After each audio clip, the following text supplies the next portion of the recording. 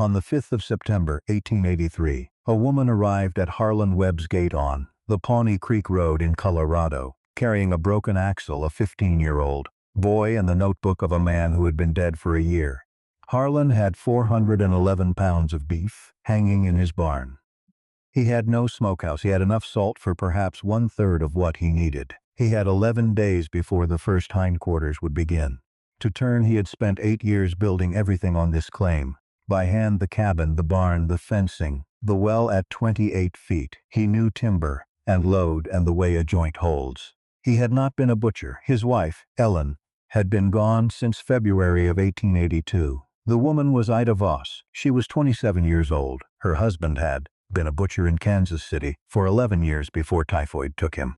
In the spring of 1882, she had traveled with her son from Missouri toward Oregon on what remained of their savings, and the axle on the Los Animas road had ended that. She knew brine ratios and smoke temperature and the exact length of tunnel that separated cold smoke from hot. She had the notebook that proved it. He had the meat.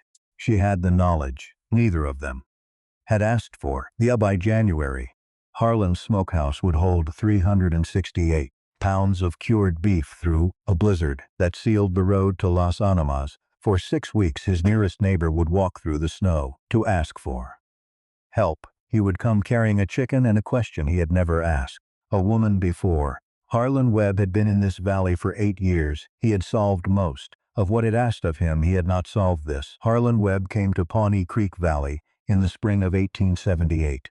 He filed his homestead claim in April. 160 acres of clay loam grass on the south bank of the creek. He had been a carpenter in Terre Haute, Indiana, for 12 years.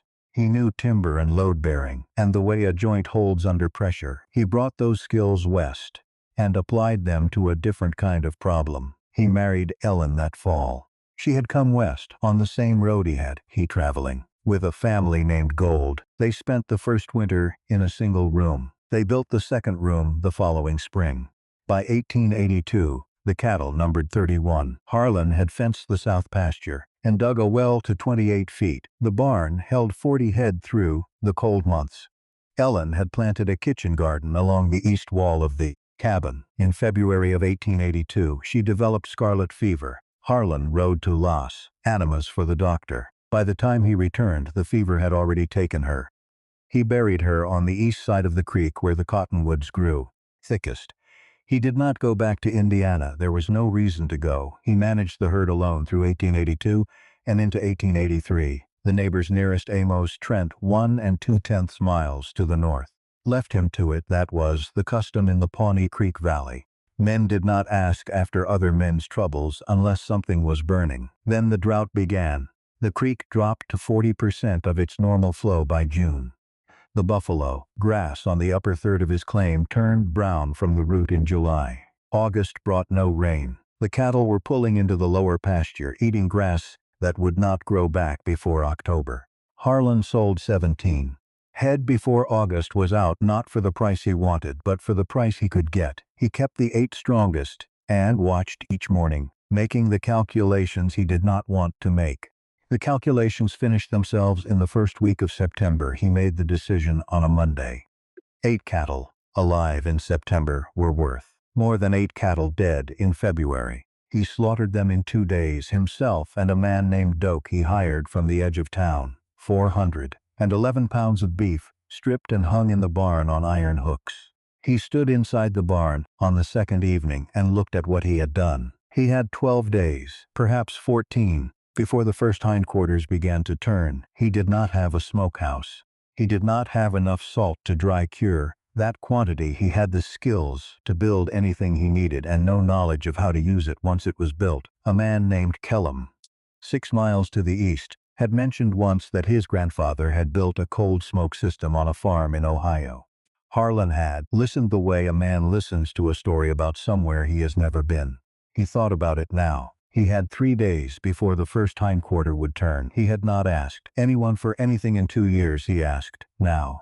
Ida Voss and her son Cody arrived on the morning of September 5th. Their wagon had snapped an axle 1 mile south on the Los Animas Road. The rear right wheel had dropped into a drainage cut and the wood had given at the collar. They unloaded what they needed and walked the rest of the way to the Webb Ranch gate. Ida carried a canvas bag over one shoulder. Cody carried a wooden crate covered with a feed sack and a bedroll tied over the other shoulder. Harlan heard them crossing the yard from inside the barn. He came outside. Ida Voss was 27 years old. She was shorter than he expected her. Dress was road gray, and her boots needed resoling. The right one split at the welt. She looked at the inside of the barn for 3 seconds before she looked at him. "Your axle is broken," Harlan said. "Yes," she said. "I know." She had not put the canvas bag down.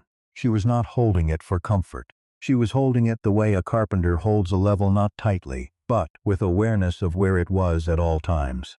Cody was 15 and already broad in the shoulder. He stood a half step behind his mother, one hand resting on the crate he had set on the ground. He was looking at the inside of the barn. Ida named what they needed: a place to stay while Cody repaired the axle. She named what she could offer. Her husband had been a butcher in Kansas City. For 11 years he had taught her every step of the work. He had died of typhoid in the spring of 1882. She had the notebook he had kept, every process, every proportion written in his hand. "How much beef?" she said. 411 pounds. "Salt," he told her what he had. She asked about the smokehouse. He told her. "There wasn't one." She asked how long. He said 12 days, maybe 14. She walked into the barn without waiting. She went from quarter to quarter, pressing 2 fingers against the meat near the joint the way a doctor presses to hear something underneath. She spent 3 minutes in there. Harlan stood at the door. Cody stayed in the yard. She came back outside. "The hindquarters are the problem," she said. "The rest can brine while you build." "I don't know the process," Harlan said. "I do not," with anything particular in her voice. It was a fact the way the temperature outside was a fact. She described what they needed: a firebox pit, 2 feet square and 2.5 feet deep, 9 feet of smoke tunnel sloping up from the pit, a chamber 6 feet by 8 and 8 feet tall, enough to hang everything at once. The cottonwood along the creek would give them the poles. The clay bank was 20 yards from where they stood. Harlan looked at the notebook she had set on the barn door frame. Small book, black leather cover. The pages were worn soft at the corners. He did not pick it up. "Where were you headed?" He said. "Oregon," she said. He stood there a moment. Then he looked at the meat in the barn. That night, Harlan set 3 plates on the table. He caught himself and put one back. Ida did not sit until he sat. He noticed this once and did not notice it again. After supper, she washed the dishes. Cody brought in 2 loads of wood from the pile without being asked. He stacked it bark side out, leaning right, the same way Harlan stacked it. Harlan had not shown him how to do that.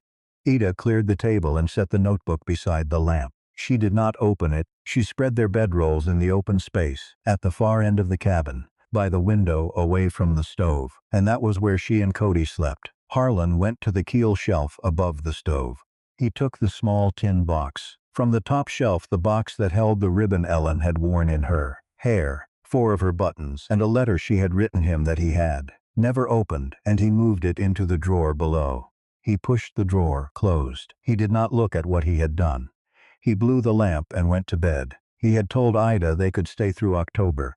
By then the wagon would be repaired and the meat would be cured. She had said yes, and they left it at that. She laid the notebook on the table and opened it to page 3. He looked at the handwriting. He did not recognize it. She did not look at him while he read. The firebox pit came first. They dug it 20 feet back from the creek bank, where the ground leveled out and the clay subsoil ran solid from the surface down, 2 feet square, 2.5 feet deep. Harlan chose the stone himself, walking the creek bank for an hour before Ida asked what he was looking for. "River rock explodes when it heats," he said. He was talking to himself as much as to her. He brought back flat-faced sedimentary stone from the dry bank above the waterline, stone that had never been in the current, and they laid it without mortar. Frontier fireboxes did not use mortar. They used gravity. The tunnel was Ida's specification, 9 feet from the back wall of the firebox pit to where the chamber floor would begin. She measured it herself, walking it toe to heel across the slope of the creek bank. She had Cody mark the line with stakes every 3 feet. The tunnel would run at a 4-degree upward pitch from the firebox to the chamber entrance, smoke moving against gravity, losing heat as it traveled. Cody looked at the length of it. Why not shorter? Harl 9 feet, he said. He turned and went back to the pit. He did not add anything to that. Harlan dug the first 3 feet. Cody took the next 6. The tunnel was 1 foot wide and 1 foot tall, a short-handled spade and a pick. The clay, coming out red-brown and clean. Cody hit hardpan at 4.5 feet and worked through it with the pick. He did not stop. He did not say anything about the hardpan. The smoke chamber frame went up in 3 days. Harlan selected cottonwood poles from the creek bank, 4-inch diameter, cut green and straight. He set them in the clay floor in 2 rows. 6 feet between rows, 4 posts to each row, 8 feet tall. He fitted them with the same care he had given barn posts in Indiana. No wobble at the crown, no lean. Ida showed him the hanging poles before he built the interior. 2-inch diameter cottonwood run from wall to wall at 12-inch intervals going up from 5.5 feet off the floor. She had him notch the uprights with a 1/2-inch chisel to seat each pole. 30 pounds per pole, she said. 4 inches of air between every piece of meat, nothing touching, or the smoke would not reach every surface. The clay chinking took 4 days. Ida and Cody worked the lower half. Harlan worked the upper from a plank ladder. Ida showed Cody how to test the seal. Press 1 knuckle flat against the packed wall. Hold for 3 seconds. Pull back. If no air moved against the skin, the clay had set. They went over the east wall twice, the north wall 3 times before it held on a Tuesday in the 3rd week of September. Amos Trent rode in at the gate and came as far as the smokehouse frame. He was 60 years old and had run cattle in the Pawnee Creek Valley since before Harlan arrived. He looked at the structure. He looked at Ida, who was packing clay into the north wall uprights. "Widow's doing your building now?" he said to Harlan. Harlan's hands were in the clay on the west wall. He did not answer. Trent looked at Ida once more. She did not look up. "Thing'll come down in the first snow," Trent said. He turned his horse and rode back to the Layamas Road. Harlan watched him go. Then he turned back to the wall. While the chamber cured, Ida started the brine. She brought a gallon of well water in the cast iron pot, 1 cup of kosher salt, not iodized table salt. She told Harlan. Iodine stopped the processes that gave cured meat its character and its safety. 2 tablespoons of brown sugar, 1/2 teaspoon of saltpeter from the leather case in her bag, the same proportions her husband had used for 11 years, which his father had used before him in Missouri. She stirred until nothing remained on the bottom. Then she lowered a fresh egg into the pot. The egg turned slowly. It rose. It floated with a surface the size of a quarter coin above the waterline. "That's the test," she said. "That's the right salt." She did not explain further. The egg said it. Harlan read page 7 of the notebook aloud while she worked. Brine ratios, temperature requirement, cure times, 7 days for every inch of thickness at the deepest point. The largest ham in the batch measured 3.5 inches at the center. 24.5 days in the barrel. He read the page again, quietly, before he helped lower the first piece into the brine. The curing temperature mattered as much as the salt, 36 to 40 degrees. Above 45 and the wrong things grew in the liquid invisible, until you cut the meat open weeks later. Colorado in September gave them what they needed. Nights dropped to 38 in the shade of the north cabin wall. They kept the barrels there, under the overhang, away from any hour of direct sun. When the first batch had brained for the full count of days, they pulled the pieces out, rinsed them in cold water, and hung them on a rope line, strung between 2 cottonwoods. 3 hours, not more, not less. The surface needed to dry to a light tackiness, a layer Ida called the pellicle, the thin film where smoke would grip. After 2 hours and 40 minutes, she pressed her fingertip to the surface of the thickest ham. The skin pulled away like old tape. She looked at the sky. 1 more hour, she said. At 3 hours, she pressed N. The surface gave slightly under her finger and held its shape when she pulled back. Now, she said, they carried the meat into the chamber. Piece by piece. Ham on the lower poles, 4 inches between each one. Strips on the upper poles. Nothing touching. Harlan loaded the hickory chips into the firebox they had been soaking in. A bucket of water since first light, 1 hour minimum before use. He built a slow fire under them. Not for heat, for smoke. Cody learned the sound that first afternoon. Hickory burning correctly made. Almost no noise, a low, even breath. Nothing snapping when the fire ran too fast. The sound changed. He added chips every 40 minutes. through the first night, sitting at the firebox in the dark, listening to the difference. To check the chamber temperature without a thermometer, press an open palm, flat against the ceiling. If it holds for a full count of 10 not comfortable, but holdable, the temperature is between 72 and 85 degrees. Below 72, smoke does not penetrate the meat. Above 85, the outer proteins set hard and seal the surface before the keeper can finish. Harlan checked at midnight on the first night. His hand held for 10 seconds. He went back to bed. The strips finished at 48 hours. The hams ran 72. On the third morning, Harlan brought the first finished piece into the early light and turned it in his hands. The surface was mahogany dark, firm and dry with no soft spots. He ran his thumb across the outside. No give, no moisture. He set it back on the pole. In the fourth week of October, Ida left the notebook on the kitchen shelf, instead of packing it into her bag each night. She did not say anything about this.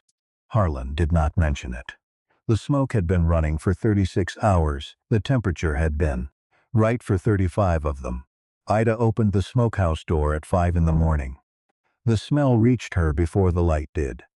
Not smoke. Cooked meat, the smell of a kitchen, not a curing house. She stopped at the threshold. She took the thinnest strip from the lowest hook and carried it outside.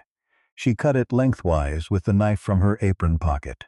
The meat inside was gray, not the deep red of a cured cut gray, the color of something that had been cooked through. The surface had set into a hard shell that had locked the salt out and held the heat in. She put the strip on the door frame. She said nothing. Cody came out of the barn when he heard the door. He saw what she was looking at. He stood still. When Harlan came out of the cabin 20 minutes later, Ida pointed to the strip. Then she pointed to where the firebox tunnel entered the chamber. "Measure the tunnel," she said. Cody walked the length with his father's pocket knife held at arm's length. The way he measured things when no rule was at hand. He walked 5 arm spans and hit the chamber wall. 5 feet. He had stopped digging at 4.5 feet, where the clay had turned. To hard pan, the work had taken longer than he expected. He had looked at the hole and told himself it was close enough.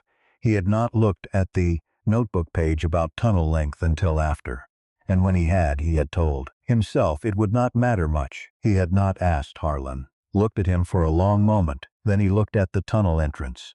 "Tear it down," Ida said. She said it quietly, not to Cody, not to Harlan. She turned and went back inside. They dismantled the firebox that afternoon. They pulled out 3 feet of tunnel and dug 4 more past the hard pan, into the softer clay beneath. Harlan worked the pickaxe. Cody hauled the spoil. Neither of them spoke. They rebuilt the firebox in the evening light and ran a smoke test at dusk. Harlan pressed his palm to the ceiling of the chamber and counted. 10 seconds, holdable. 32 pounds of meat went to waste. The rest went back into fresh brine. That night Harlan went to sleep at 9. Ida heard Cody leave the cabin at 2 in the morning. She listened to his footsteps cross the yard to the smokehouse. Then silence. She lay still. He was there for 3 hours. In the morning she found him asleep at the firebox end of the tunnel. The lamp burned to nothing beside him. She looked at him for a moment. Then she went back to start the breakfast. On the evening the new tunnel was done, Cody walked its length alone. He used his father's knife, arm span by arm span. He counted to himself. 1, 2, 3, 4, 5, 6, 7, 8, 9. He stood at the firebox end and looked at the chamber wall. 9 arm spans away. Then he went inside to eat. They fixed it. In October, they ran it again. In November, January would be the answer that neither of them could give. On the afternoon of January 13th, Harlan was at the smokehouse door.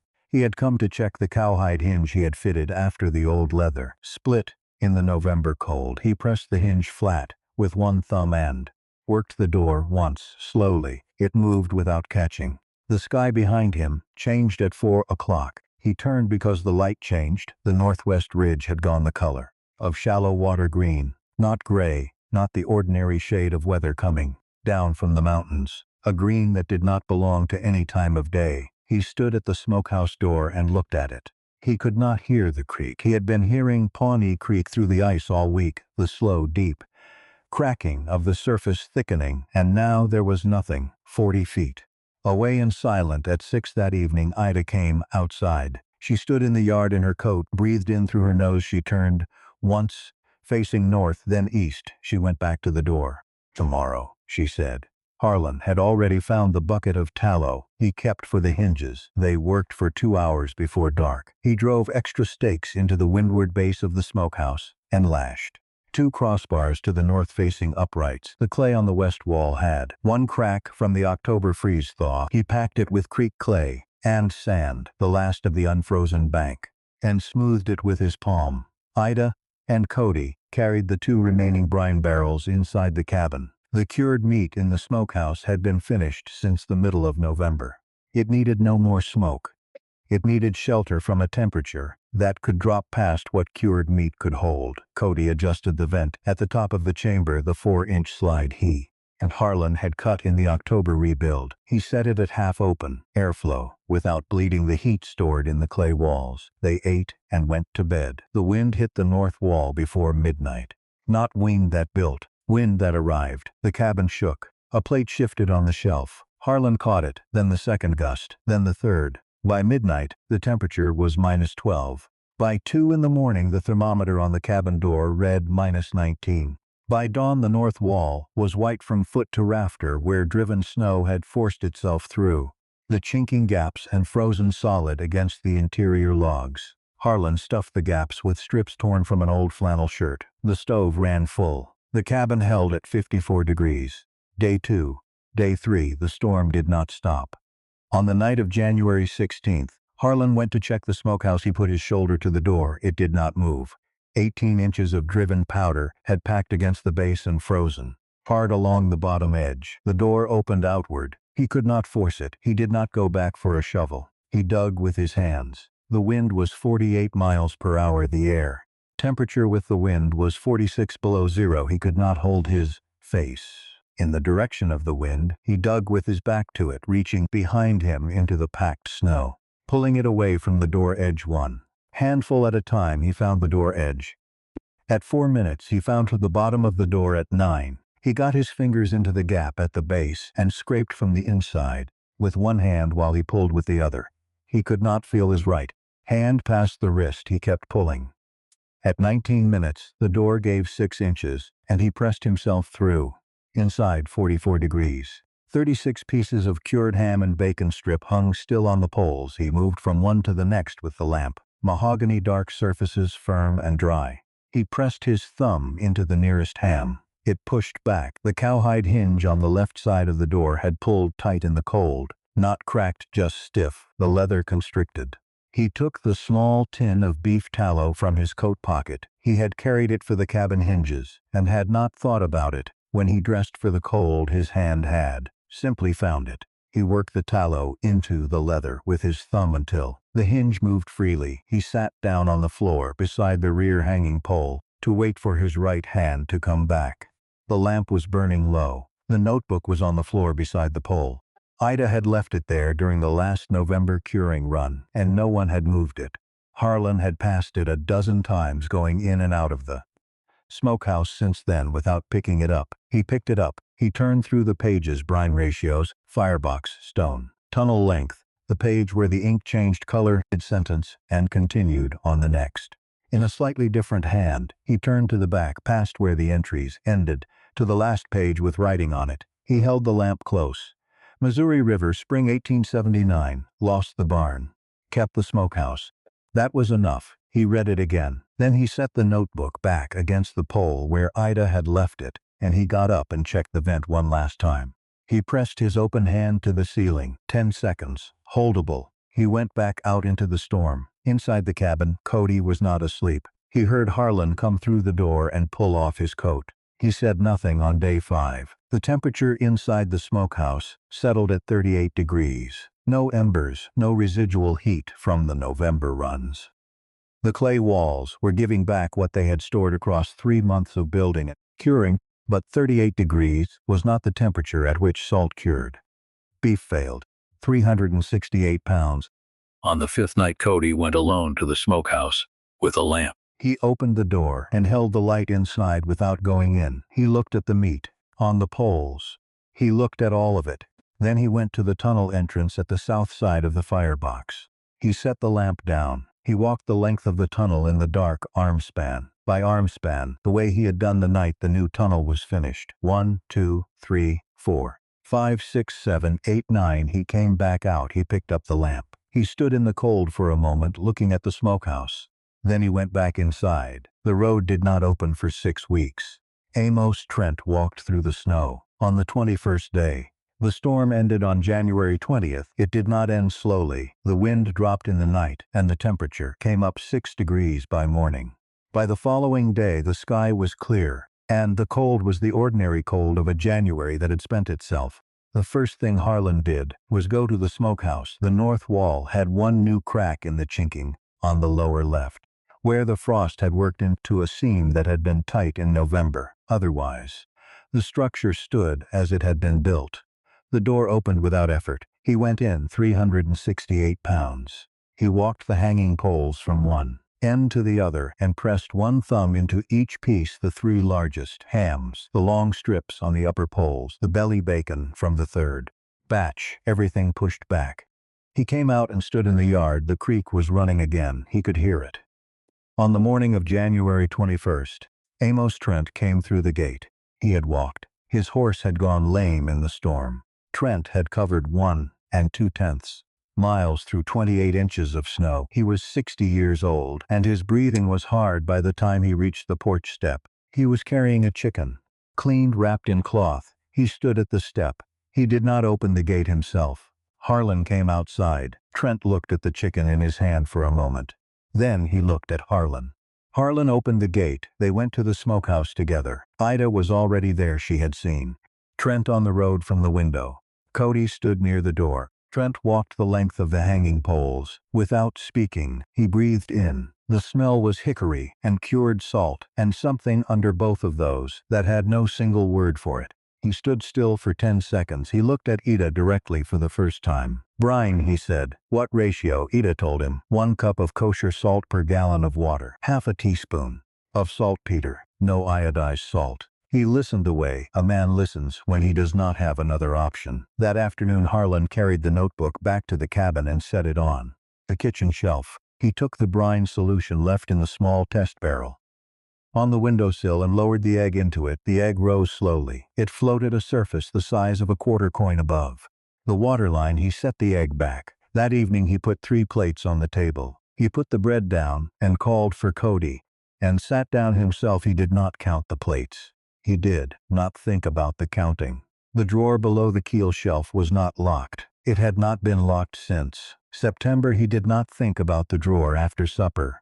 Cody went to the smokehouse. He came back with the notebook and sat at the table. He opened it to the last blank page. At the back, he took his father's pocket knife from his pocket, the one he used for everything, the one his father had carried in Kansas City, and he made a small mark at the top of the page. He wrote slowly, "Pawnee Creek, Winter 1884, CV." He put the knife down. He looked at the page for a moment.